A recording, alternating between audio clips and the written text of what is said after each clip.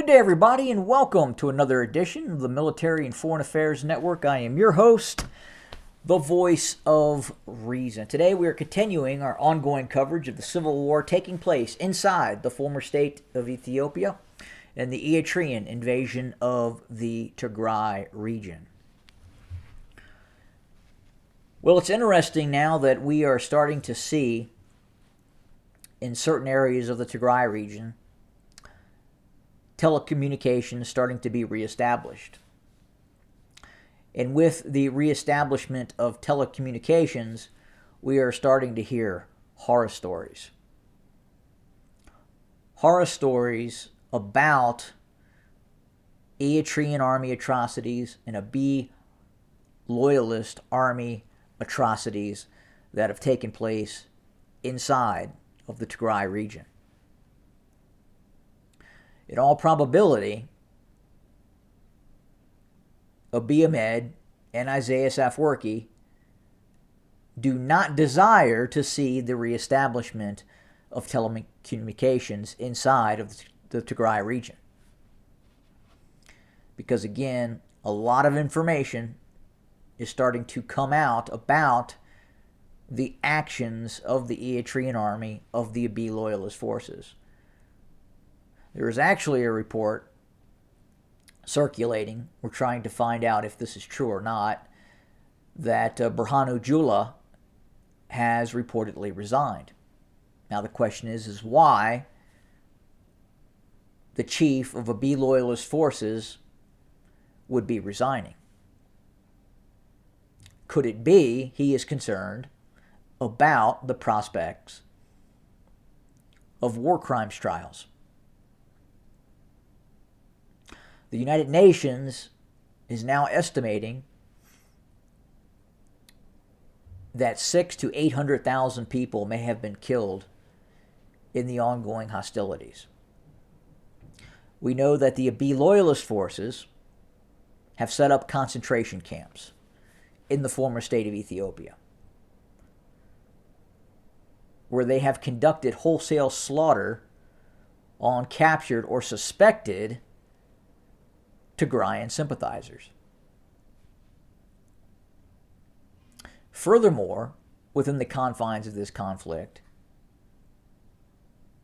we have seen the Tigrayan Defense Forces take control of thousands upon thousands of Abiy loyalist soldiers as prisoners of war. And many thousands of those prisoners of war were later released. What's interesting, we have seen very little information about the taking of Tigrayan Defense Force prisoners of war. And we suspect at this point many of the Eritrean army units and Abiy loyalist forces were not taking prisoners. And again, as telecommunications are reestablished, we're going to find out, indeed, what transpired. Now, with that being said, with that knowledge, it is very possible we could see the Abiy loyalist forces, Abiy Ahmed, reinstitute the cutting of telecommunication services out of the Tigray region to prevent information from getting out.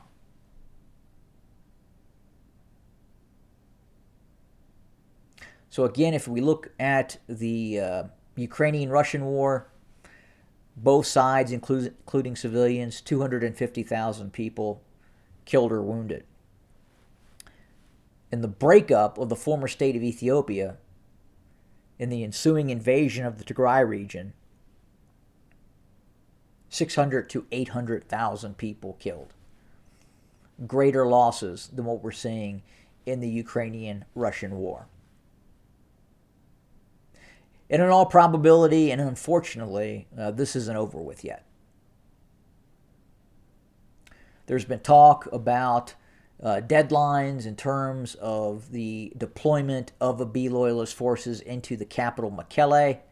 Obviously, The Tigrayan Defense Forces are not going to allow that. They cannot allow that based on what has happened in the scope of this conflict. Again, the social contract being fragmented and destroyed. The likelihood that the Tigray region would allow Abiy loyalist and even Eritrean army units into Mekelle. Very, very unlikely at this point. There continues to be very heavy fighting taking place in the Oromia region. Oromia is on fire as we speak. And we're going to shoot down here into the Oromia region. Again, the areas in yellow are under the control of the OLA. And many of these areas in between these cities and towns are under the control of the Oromo Liberation Army. And we haven't even started to get a good accounting of what has happened in Oromia as well.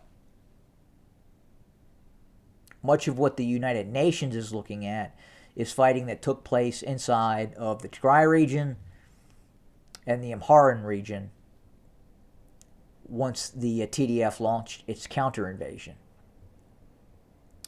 But just like the communications blackout in the Tigray region, we are seeing that as well in Oromia as well.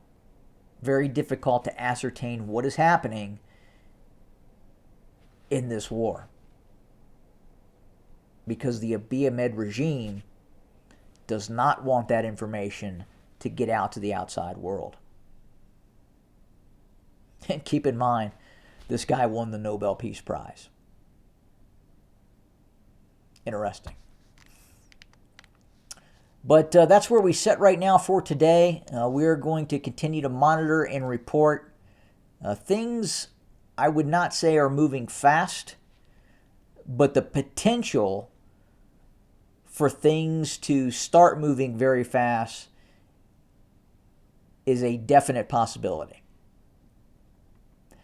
We don't suspect at this point that the Abiy loyalist forces are in a condition to launch an attack on Mekelle, a successful operation which would push north of Alamata, seize control of Maichu, and then press on towards Mekelle.